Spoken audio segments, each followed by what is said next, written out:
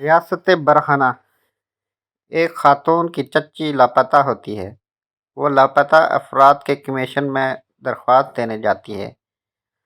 ضابطے کے مطابق درخواست پر اپنا موبائل نمبر لکھتی ہے۔ کمیشن کا سربراہ اس پر نظر ڈالتا ہے اور پھر اس نمبر پر کال کر کے اسے اپنے آفس بلاتا ہے۔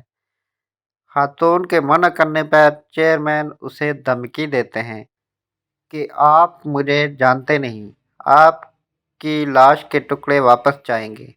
وہ لاپتہ افراد کے ساتھ ساتھ احتساب کے سب سے بڑے ادارے کا بھی چیئرمین ہے۔ نیب اہلکاروں کے ذریعے خاتون کو اسلام آباد سے گرفتار کرواتا ہے، جو اسے لاہور تک پادریہ سڑک لے جاتے ہوئے جنسی کھلونا بناتے ہیں۔ لاہور ڈی جی نیب، جو کہ خود ایک ریٹائرڈ میجر اور جعلی ڈگری ہولڈر ہیں، اسے بہانہ کر کے ویڈیو بناتے ہیں۔ وہی ویڈیو اس کے شوہر کو بھجوا کر بلیک میل کرتے ہیں۔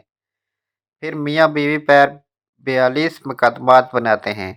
خاتون حالات سے سمجھوتہ کر کے چیئرمین سے دوستی کا ناٹک کرتی ہے، اس کی ویڈیوز بناتی ہے اور پھر اس وقت کے وزیر اعظم سے انصاف طلب کرتی ہے۔ وزیر اعظم وقت ریاست مدینہ بنانے میں مصروف ہیں۔ اپنی مصروفیات سے وقت نکال کر خاتون اور اس کے شوہر کو وزیر اعظم ہاؤس بلاتے ہیں۔ تمام مواد لے کر انہیں 1.5 ماہ تک ایپ سے بھیجا میں رکھتے ہیں اور ان ویڈیوز سے چیئرمین کو بلیک میل کر کے اپنے سیاسی مخالفین سے انتقام لیتے ہیں، یہاں تک کہ اس کی مدت ملازمت ختم ہونے کے باوجود اسے غیر معینہ مدت تک ایکسٹینشن دیتے ہیں کہ 22 کروڑ کی آبادی میں چوروں کا احتساب اس سے بہتر کوئی نہیں کر سکتا۔ اسی طرح ایک اور خاتون جب اپنے لاپتہ شوہر کے سلسلے میں چیئرمین سے ملتی ہے تو چیئرمین صاحب اسے شوہر قبول کر دوستی کی پیشکش کرتے ہیں۔ یہ چیئرمین کوئی عام شخص نہیں، اس ریاست کے سب سے بڑے انصاف کے ادارے کا سربراہ رہ چکا ہے۔ بلوچستان ہائی کورٹ کا چیف جسٹس رہا ہے اور اس کا موقف ہے کہ میں فیس نہیں کیس دیکھتا ہوں۔ واقعی وہ صرف کیس دیکھتے ہیں، لیکن یہ کہ بغیر۔ یہ سارا تماشا اس ملک کے نظام عدل کے سامنے ہوتا ہے۔ سیاسی شخصیات کے چائے میں چینی کی مقدار پر سو موٹو ایکشن لینے والے تمام انصاف پسند جج اس معاملے میں خاموش ہیں، بلکہ ایک نسلی چیف جسٹس نے تو 2 درجن ایسے رہنما اصول بنائے جس کے بعد اس کی کوئی ویڈیوز آپ کو انصاف دلانے کے بجائے عمر بھر کی سزا دلوا سکتی ہے۔ یہ سب کچھ اس ریاست کی ایک جھلک ہے جسے اس کے بانیوں نے اسلام کی تجربہ گاہ کے طور پر بنایا تھا، جہاں کبھی کوئی عمر 11 سال تک اسلامی نظام لا رہا ہوتا ہے یا کوئی نوسرباز یہاں 4 سال تک ریاست مدینہ بنانے کی ڈگڈگی بجائے رکھتا ہے۔ جس ریاست کے بارے میں ہمارا دعویٰ ہے کہ یہ روئے زمین پر خدا کا ایک معجزہ ہے اور یہ تا قیامت قائم رہنے کے لیے بنا ہے۔ دوسری جانب ہمارے مذہبی پیشوا صبح شام اس امریکہ کی تباہی کی پیشگوئی کرتے رہتے ہیں۔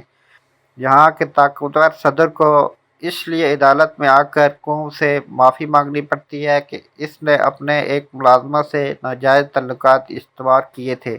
ہمیں اس برطانوی معاشرے کی خرابیاں گنوائی جاتی ہیں، جہاں کے وزیر صحت کو دفتر میں اپنی محبوبہ سے بغلگیر ہونے پر مستعفی ہونا پڑا، جہاں نہ وزیر شور مچاتا ہے کہ ویڈیو جعلی ہے، نہ کوئی جج ویڈیو بنانے والے کو نوٹس جاری کرتا ہے اور نہ ہی خاتون کو شکایت کرتی ہے کہ یہ سب کچھ میری مرضی کے بغیر ہوا ہے، لیکن پھر بھی اسے 24 گھنٹے کے اندر گھر جانا پڑتا ہے۔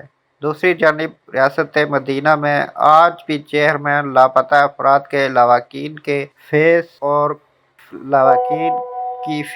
اور کیس چیک کرتا رہتا ہے۔ قصہ مختصر، میرے سمیت 22 کروڑ زومبیز اس ملک کو اسلام کا قلعہ پکارے، تا قیامت قائم رہنے کی پیشگوئی کرتے رہے۔ دنیا بھر میں اس کے غلبے کی داستانیں سنائیں یا اسے ریاست مدینہ کا نام دیں، لیکن اس کائنات کا مالک جو علیم بھی ہے اور خبیر بھی، جو ہماری شہ رگ سے بھی قریب ہے، جو زبان کیا دلوں کی سرگوشیاں سن لیتا ہے۔ اس رب کو اچھی طرح معلوم ہے کہ ریاست مدینہ نہیں، ریاست برہنہ ہے، جہاں دین فروشی، حب الوطنی اور انصاف صدی کے سارے کردار الف ننگے کھڑے ہیں۔